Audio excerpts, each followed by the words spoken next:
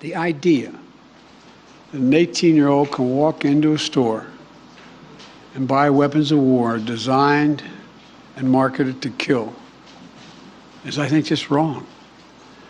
It just violates common sense. Even the manufacturer, the inventor of that weapon, thought that as well.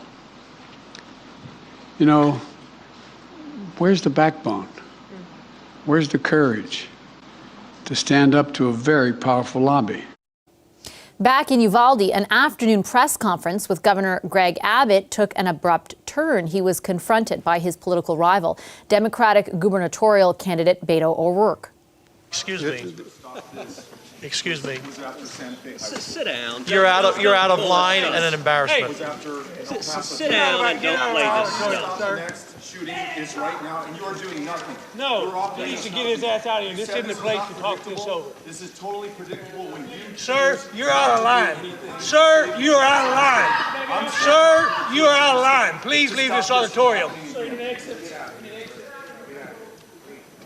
I can't believe you're a sick that would come to a deal like this to make a political issue.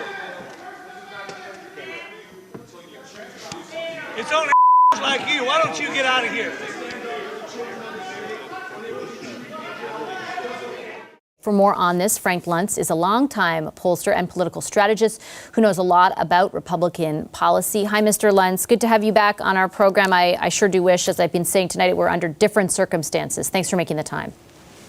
Well, it seems like I do your show in times of the worst American tragedies. I hope that at some point we'll be able to talk about something good happening south of the border. I hope so, too. And actually, just as I was looking in the monitor at you, I was thinking that exact thing, because I think the last time I was speaking to you was after January 6th. And I know you've come on in the interim when I was off on maternity leave. And you have helped us really understand some of the sentiment beneath the headlines and help us explain some of things that seem very difficult to digest, at least for us who on this side of the border.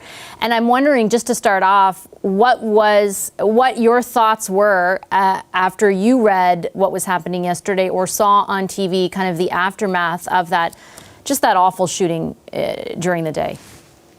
That the public, the American people, are frustrated because they see this happening again and again. It seems to be happening with increasing frequency, and nothing seems to happen about it. That you've got one side who puts up the Constitution, which is an accurate reflection of the laws of America, and on the other side, the fact that we keep having these tragedies, this pain and suffering, and there seems to be no end in sight. And that it's interesting from a political standpoint that over the last 30 days, at the very moment that it looked like Republicans were going to do quite well in the midterm elections, we have two issues now: controversial issues, moral issues, emotional issues, abortion, and now guns, that have thrown a complete wrench into what people were expecting in November. Now, make no mistake, this is not about politics. And that scene that you showed viewers is an embarrassment. That at this time of huge human tragedy, you see politicians yelling at each other that way. That's not appropriate. It's one of the reasons why people look at America right now and wonder, have we gone insane? I keep hearing people cite this idea that, broadly 80% or more of Americans, let's say, are supportive of more restrictions. I feel like I don't really understand exactly the genesis of that, but also what that means. Like, is there a specific type of restriction that they're in favor of? Is it, we kind of use that broad term, gun control, but like what, can you be a bit more specific about what your data shows you? Yes, and first off, it should be gun safety rather than gun control. The minute you turn it into gun control, you politicize the issue, and people immediately go to their opposite camps, and you can't get anything done. If it's about common sense gun safety, and I know that it's seemingly ridiculous, but it is about language. It is about tone and presentation. The public does not believe that anyone should be able to own an assault rifle. The public does believe that you should raise the minimum age for gun ownership. This person who committed this horrible crime was 18 years old, and they would raise it to 21. The public does believe in certain checks to ensure that people have the ability to own a gun, and they believe in gun training.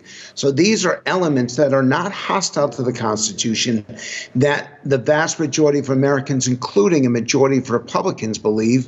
But the problem is politics gets in the way. Whereas there's some people who want to ban all guns from America, and that simply does not have a majority support. So if you attempt to solve it with these specific areas, you can absolutely get a majority. The question is, do you want to make a statement or do you want to make a difference? And I don't know what the politicians want right now. Yeah, what is your sense on that? And when you talk about those numbers, the majority of Americans, I'm assuming that you mean in the Republican Party as well. Yes, and it's not just a majority, it's the vast majority. It's a supermajority.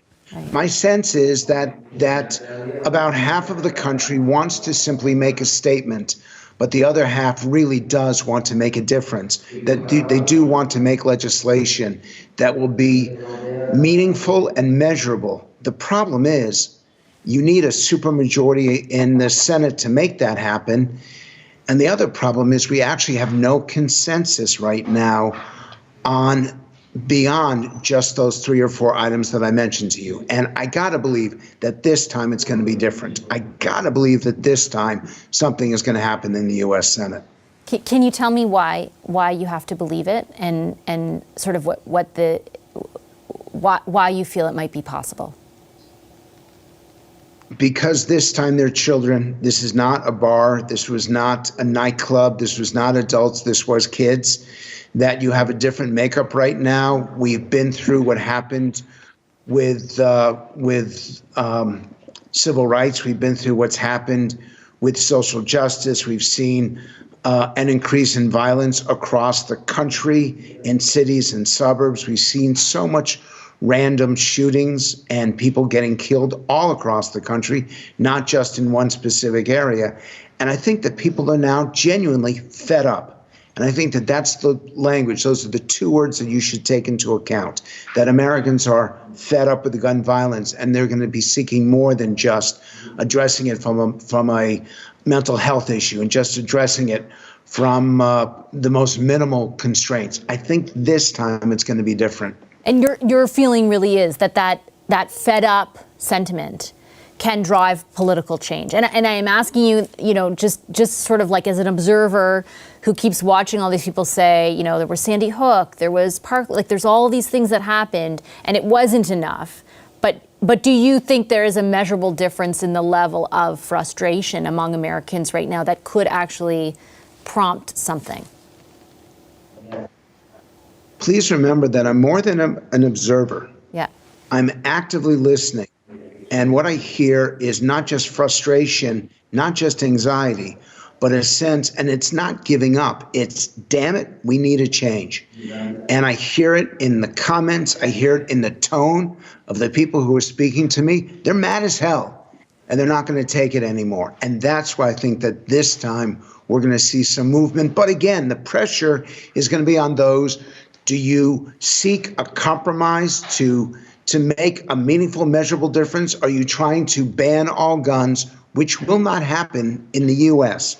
There needs to be some sort of smart, sensible, and the word that I use here, responsible approach that gets illegal guns out of the system, that gets people who should not be having guns, takes them away from them, prevents them from ever getting it, removes these ridiculous assault weapons, but still abides by the Second Amendment.